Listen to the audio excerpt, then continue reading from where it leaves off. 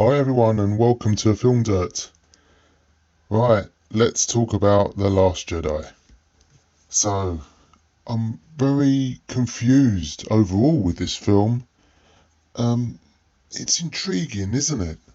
I watched it again last night with my wife and my youngest son, and I've still got the same opinion that I had the first time I watched it way back when it was first released. I haven't seen it since. So I've seen it to refresh my memory, and I'm taken aback really. I'm confused by quite a few things with it. I'll try. I've made a mental note of the few things and see if you agree with me. I tried my best to like this film. I've had a little browse around what other people are saying, and I disagree with some of it. I don't think it's monumentally rubbish. There's a lot of good things in this movie, but there are a lot of disappointing things. Let's not sugarcoat it. Let's not beat about the bush. There's a lot of bad in this movie, and the thing that's bad is nothing to do with the performances or the application of. It's just some bad decisions made. Let's go through what I found and see if you agree. Maybe I misinterpreted things, but tell me in the comments below if you agree, because like I said, more than anything, I'm confused. So let's go through this. Okay. Luke dies in this movie. Now, as I said in the Force Awakens review, I was disappointed that that film introduces or teases great things at the end of that movie, and we get this character in this movie where he begins by tossing the lightsaber away. Is he depressed? We know that he's gone into hiding and he needs to be awoken, I guess, or unearthed. The Force Awakens, does that apply to Luke? So he's here and he's obviously in hiding. He's depressed. He's lost whatever battle or purpose that he had, which was the Jedi training school, and his pupils turned against him, and he's gone away to hide. Not what I wanted to come and see in a Star Wars movie. I wanted to see maybe a period of depression and regression, let's say, but I wanted to see a positive outcome. Now, I liked that Luke came back as a hologram to fight this war, and then it ended abruptly when he used up all of his energy to project himself. Is that how it was? But I wanted to see more positivity. I wanted to see more Luke. And I wanted to see something, a good message. We could have seen him come back and explode and with attitude. We never got that. It's such an anti-climax. I get the feeling that Mark Hamill regretted this as well from various hints and tweets that he's made on social media. I know he's got on in age. I don't know how old he is. I know he's a lot older, but he could have still applied himself to these scenes of fighting back. If not him, then a stunt double. I mean, that's normal in many movies. I know they used one for Christopher Lee in Attack of the Clones, and for the most part it looked good. And they could have done much more of Luke in this movie in a positive way. But we did get him, and he said, "I'll see you next time," or see you next time, kid. "I'll see you around." That's what he said. Yeah, maybe we did, maybe we didn't. Throughout this, let's just touch on the other things quickly while I gather my thoughts on Luke. overall throughout this film, I did say that there's a lot of bad decisions, but there's overall bad attitude from the Holdo character. Now, a lot of people are saying she's a woke character, or I'll be honest with you, guys and gals, I don't know what woke means. I mean, are we looking at all nationalities, all genders, and all opinions? Hopefully, that's what we're looking at, all opinions valid. But whatever she's being accused of, and it's nothing to do with the actress. I think Laura Dern is great, but she was an unlikable character. And whatever message that was trying to bring, I don't think it applied here. And I don't think she's a so-called woke character at all. I just think it's badly realised. And a bad attitude, bad character that was very unlikable. She's like the bad boss, isn't she, that no one likes. So I don't see what character she was supposed to be, or what point the character was supposed to make. Yeah, there was some kind of redemption with the hyperspace closure, I guess, to her character, which was noble. And I like that whole scene, by the way, where you've got three-way cut scenes there. You've got Finn being executed, Rey and Kylo Ren fighting over the lightsaber as well. That was a good moment. That was my highlight of the movie. That was a very good scene, executed very well staged. Yeah, but Holdo, I agree with others' opinions. It should have been Admiral Ackbar. It's a trap, and that could have been the line. That could have been the line. The First Order could have, I don't know, communicated with the cruiser, and then they get the face of Admiral Ackbar alone and declaring that they're in a trap. That, for me, that would have meant so much more. So much more. And it would have meant more to us as viewers, because we know Admiral Ackbar from a previous movie, an iconic character in that previous movie. This is a huge missed opportunity. This is, wow. How did they not see this right in front of them? I mean, it's there on a plate. I'm not on Rian Johnson's level. I know he's a good director. I'm looking to review more of his movies, just to bring a fair assessment to the channel and to Rian Johnson. He didn't get the job for being a bad director. He's not. He's a good filmmaker. But this is... Did no one proofread this? Should there have been a showrunner overseeing all three movies? And I don't think that should have been J.J. Abrams. I think it should have been an overall showrunner. Maybe a former director. Yeah, I'm speechless. Ladies and gents, I'm speechless. Okay, let's look at another few things here.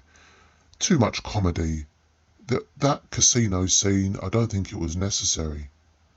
I don't think it was necessary at all. We got a lot of comedy here that not even George Lucas did in any of the prequels. We know these are the elite, and we could have made it a more seedier. Should have made it, more dark and seedy. We know these are elitist and having fun together in their own little environment.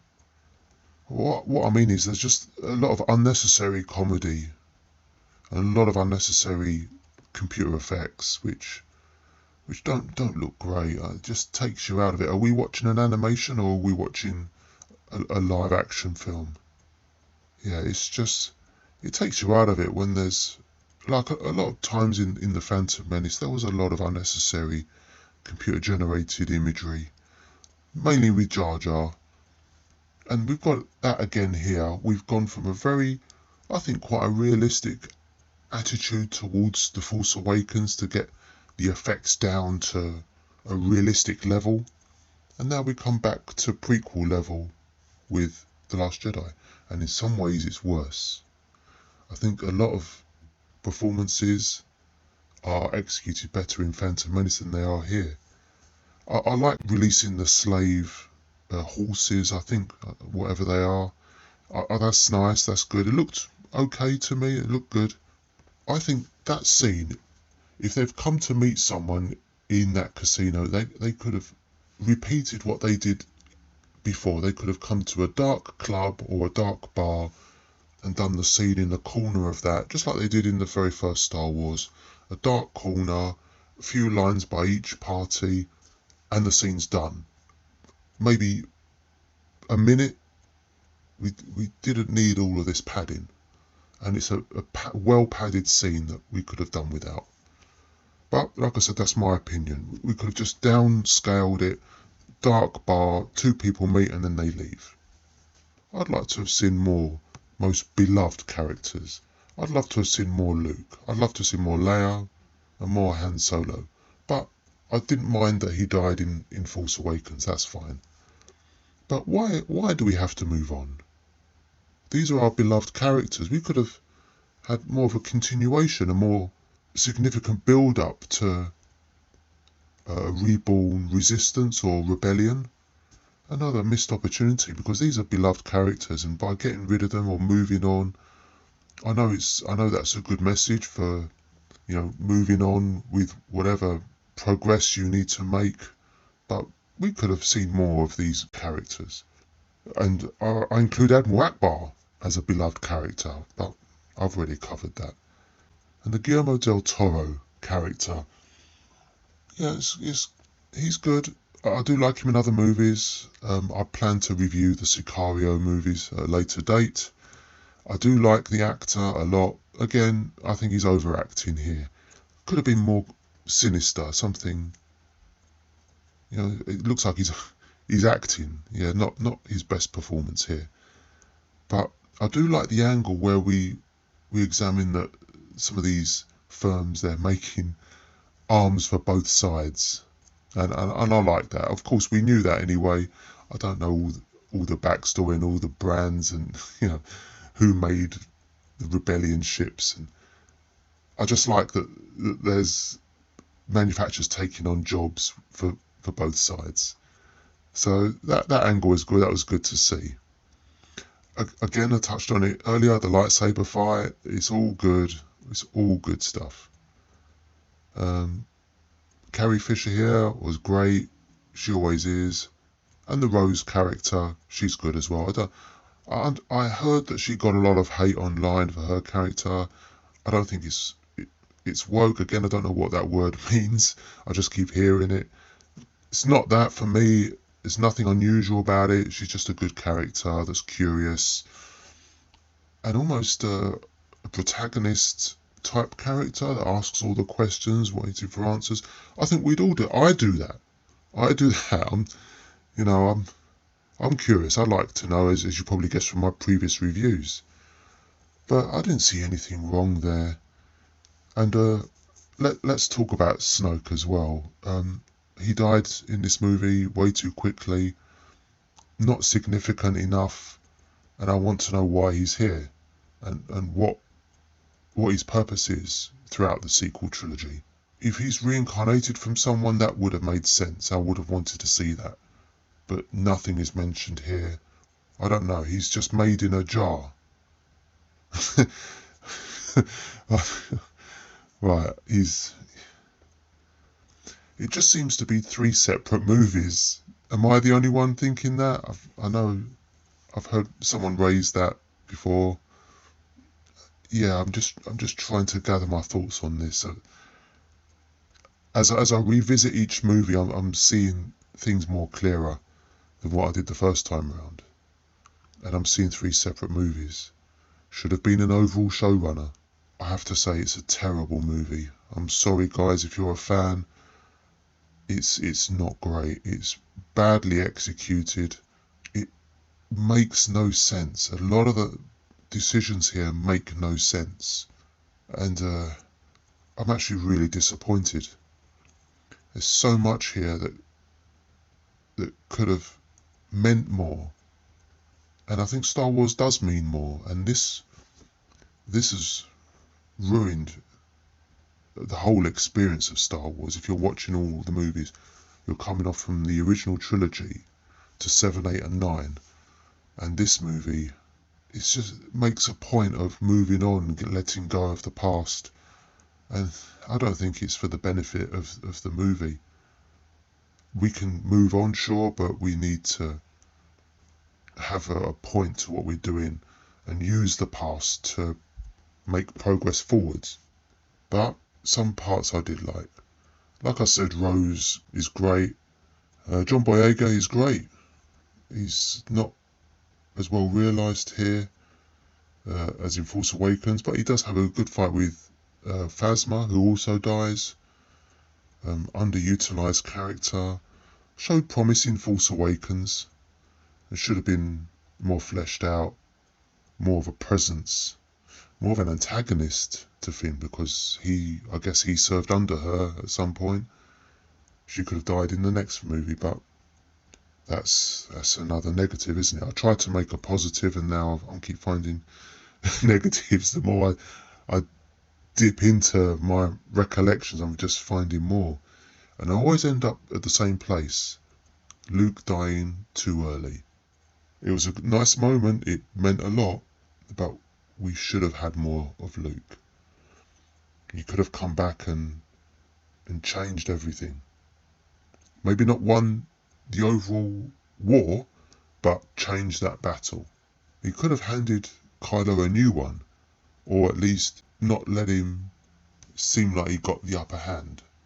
He could have let him live, like show mercy, because Kylo's got his own version of events from the Jedi school.